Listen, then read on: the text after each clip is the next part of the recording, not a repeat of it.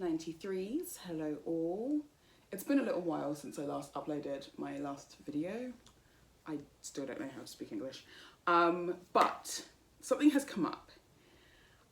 And I think it's mostly to do with the fact that I would like to start uploading more regularly, and I also want to be able to get involved with this new generation of baby witches and stuff, which is really cool. At the same time, a lot of people that I made friends with who used to be regular uploaders within the pagan and esoteric communities from like 10, 11, 12, 13 years ago are still very much a big part of my life, and I'm still really good friends with a lot of them. So the idea came to me the other day that I kind of wanted to reconnect with all those folks and try and get ourselves back into like a creative mode and start uploading videos again, and do video responses around certain topics like we used to do way back in the day. I didn't start uploading YouTube videos until like 2009, like late 2009, 2010. But there were obviously a lot of other people before that who were already regularly uploading videos, Tiptoe Chick being one of them, who recently passed, and Bluefire Witch. And it was just, I don't know, they were just the catalyst for starting the pagan movement, I guess, on this particular platform. And then a couple years later, me and a bunch of other people then got the opportunity to start uploading and filming things and sharing topics and sharing our magical world with you guys.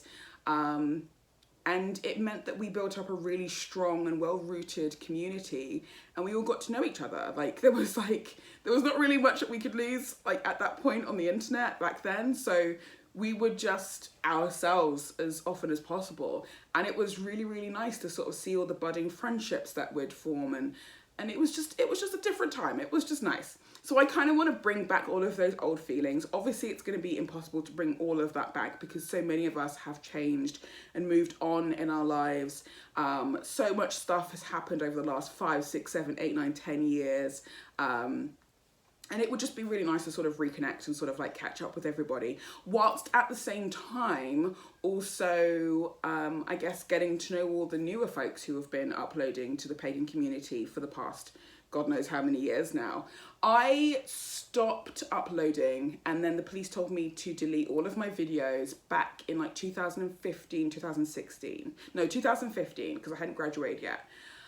Like 2014, 2015. And it was a really, really tough decision, but I had to do it for my own safety. And in doing that, I not only lost contact with a fairly large number of people from the old school pagan community, but also the new pagan community at that time. Those people are still people. There are certain people, not all of them, but there are still certain people from that particular community who are still uploading now, and I still like to watch their videos. But again, that community spirit of consistently like commenting on everybody's videos and recording video responses and that kind of stuff has just kind of died down. And I kind of want to bring that creativity back. So if anyone out there happens to be part of the old school pagan community from like 10 or so years ago, and you're still uploading videos, they might not necessarily be pagan ones. If you want, please get involved. It'll be a great way to sort of, I guess, reintroduce ourselves to the newer folks.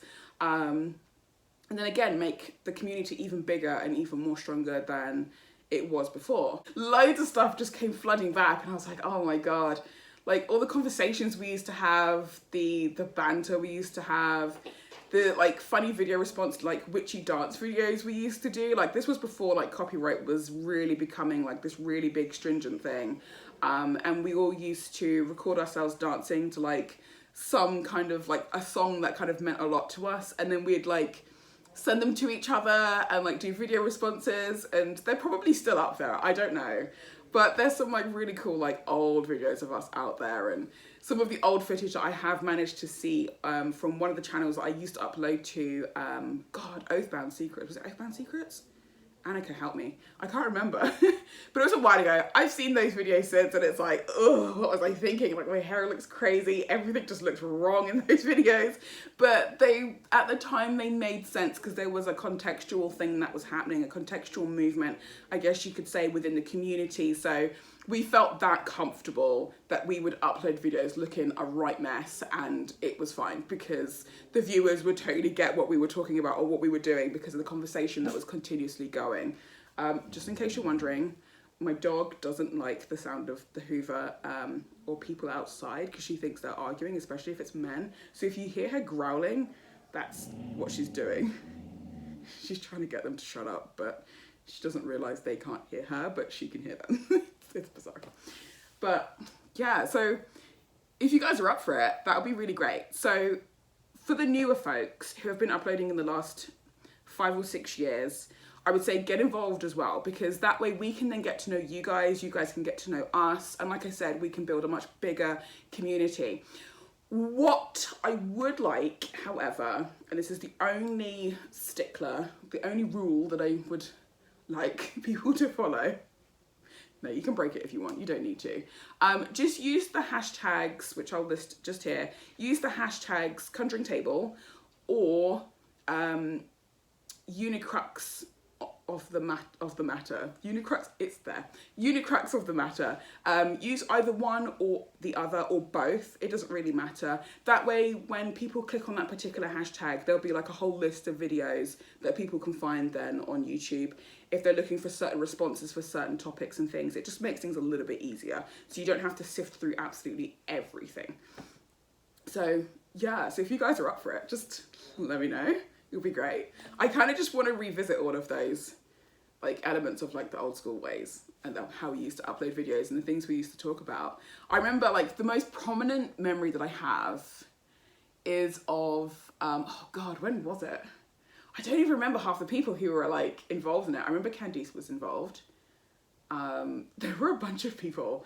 Because listen, we had our own dramas as well, but the drama that we had back then wasn't like life-changing or job-altering or anything like that. It was healthy drama that people just had with each other, and if it got really, really, really intense, 9 times out of 10 we had the ability to just have the respect and talk with those people off camera and behind the scenes. And then if friendships were remade and reformed, great. If they went downhill, people would come out and say, okay, I don't want to be involved with that person anymore, and then that was it. But it's not drama. But there was one memory that kind of sparked this whole idea, and it was way back, I want to say like 2010, 2011, and people were talking about the differences in of what it meant to keep a book of shadows. Some people were really into the books of shadows at the time.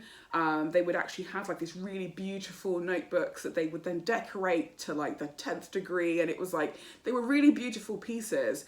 And then we also had a friend called Juan who used to hand make huge tomes. I still have mine, but I don't have it in Canada with me.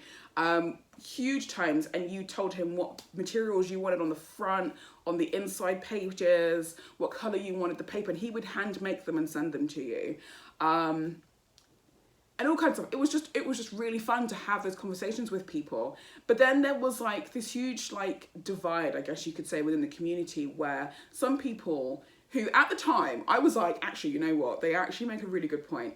A lot of people back then were like, no, there's no point in keeping a book of shadows. If anything, you could have a journal, because we're spending all this money buying all of these witchy books and occult books and esoteric truth books and scrolls and whatever have you. So why would I need to have a book of shadows if I've got a whole bookshelf full of books where I can get all of my information and experimentation? All I need is like a little notebook that I can possibly just write down like journal entries about things that have worked or didn't work, or readings and stuff like that. And a lot of people were like really involved. I remember like this whole debate went on for a good like 2 or 3 weeks. You had some people on the fence who were really old school. They were like, no, you have to have a book of shadows. And then other people were like, no, it's just books. We don't need to worry about any of that other stuff. Then you had people down the middle who were like, we get like the ideas of both, so we're just going to incorporate both into what we're doing. So it ended up becoming like for a few of us, it became more a case of not necessarily having like a really fancy book of shadows, but more a case of having a very nice collection of experiments and spells and things in just a magical journal, and then the magical journal became a thing. So I don't know, it's just nice to have those healthy conversations with people, because obviously within the world of magic, within the world of the religious side of magic, so Wicca, people who live within inside the circle, and then for those of us who live life outside of the circle, there's tons of information out there that we are probably really, really good at and probably experts at, but there's a lot of information that we probably don't know a great deal about. But there's other people within the community who will have those kind of, that much more in-depth information and teaching and guidance. And so it would be nice to sort of, like I said, reconnect with those people, meet new people at the same time, and then keep our journeys going, keep our spiritual paths going. That's just basically it. Yeah. But yeah, so if that's something that seems interesting to you and you would like to take part, like I said, it's just a case of uploading a video if you're a little lost about something, or if you just want to have a conversation about something because you haven't really met anyone to have a conversation with. Just use the hashtag and then we'll be able to find you. But do bear in mind, like I said, a lot of us in the old school pagan community were uploading like 5+ years ago, and we're of a certain age, a lot of us now. Like, a lot has changed in most of our lives. I've moved to a different country, I'm now married, I'm dealing with a lot of health issues right now. So being on the internet is not something that I do for very long, but I'm on the internet as much as I can. Whereas other people have got kids now, other people have had mental health issues that have completely taken them away from that support network that we all had at one point. There's been a lot of changes. We've all just grown and just gone in different directions. And so I guess this is just kind of our way of reaching out and saying, actually, we're still here. Like, some of us are still here. And even if you don't want to upload videos anymore, this is mostly for like the older folks. Even if you don't want to upload videos anymore, it's just nice to know that when you drop a comment or send an email or whatever, we can say, oh, hey, let's just catch up. It'll be nice. So if you're up for that, like I said, let me know. I think it would be a really good idea. And I have a rough idea of what I would like to talk about in the next video, which I think will be like the official first video that I will add to the hashtag list, I guess you could say. So before I get onto that, enjoy this 1-minute meditation. Again, another feature I'm just testing out on my channel. If that's something that you like, again, let me know. And then every so often, I will try and add like a 1 minute of me with my singing bowl, or meditating with you guys, or just being out in nature or something. And then I can just record it and add it to one of my videos. So if that's something that you like, please let me know. But yeah, enjoy that. And then I'll come up with the last little bit, and then it'll be the end of the video. So yeah.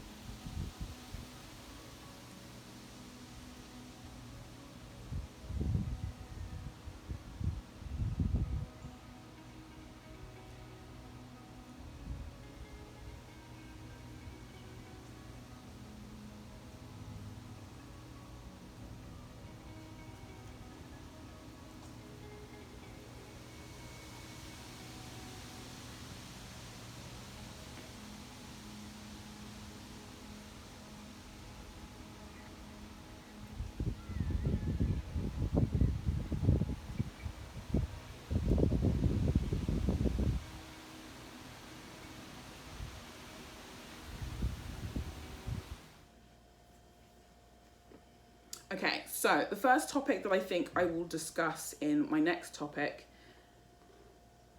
video, sorry, couldn't speak there, whoa, is a particular card, and possibly other cards from this particular deck. This is the Light Seer Tarot by Chris Ann. It's a fabulous deck, I absolutely love it. This one I bought fairly recently, I would say I think it was just after Christmas I got it. I think I got it in January. I can't quite remember. But I've never really been one to buy a lot of tarot card decks because I just don't like to have too many tarot card decks. It's that simple, really. And then the other major thing is that when I started reading and working with the Thoth Tarot deck, I found that it was the most in-depth deck to date as far as esoteric knowledge and stuff is concerned. It's one of the most in-depth available out there, but the art style is not for everyone, and that is totally fine.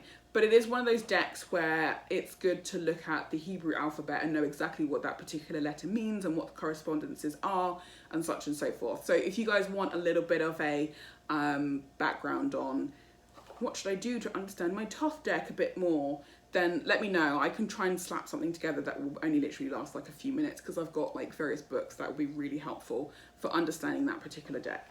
But anyway, I'm diverting. This particular deck, however, is not only a stunningly beautiful deck, it's so incredibly colourful, it's absolutely beautiful. It's also an incredibly inclusive deck, it's a diverse deck, it's an intersectional deck, there's LGBTQIA, blah, blah, blah, additions to it. It's great. It's just a fantastic deck. I absolutely love it. It's the most rounded deck I think I've ever come across in a very, very long time, besides the Modern Witch Tarot by Liminal 11 and Lisa Stowe. There was a time when my memory was great. It's not that great now. Wow. And I really, really love those decks. I absolutely love them. But this deck in particular kind of threw me. I was kind of shocked when I was going through it because obviously, as most tarot card readers are aware, when you get a brand new deck, you get it blessed and consecrated under the sun, crystals, salt, you name it. And then you spend some time with that particular deck and you're going through every card and trying to get to know each card and you're introducing yourself to each card and stuff. And it's just a really great exercise to do with a new deck. But what I found with this deck is that it comes off as a very basic deck on the surface. But then when you actually spend time and look at the designs for each and every single card, oh my God, the esoteric knowledge just comes flying through. So like I said, if you are someone who is big on esoteric knowledge and stuff, this is a really, really good deck to check out if you're not quite ready to start delving into the Thoth Tarot deck. This is a fantastic deck. I highly recommend this one. The only reason why I started talking about that was because this is the card that I fell in love with, like when I first got it. I absolutely loved it. And every time I see this card since, like from various readings and stuff that I've done over however many months I've had it, I'm always taken aback by this card. This card is the devil. Like, it's a cool looking Lucifer. You know, you're just like, yes, whatever habits and pleasures you want me to fail on, I will happily do that for you. So the devil is like a really, really interesting character within this particular deck, and I thought it was absolutely fantastic. But I did notice that there was a Unicrux hexagram in the center of his chest, and it's located right in the center of his chest, which I've just said. So you can see there. If that's not that clear, it's basically just this symbol, but like right in the center.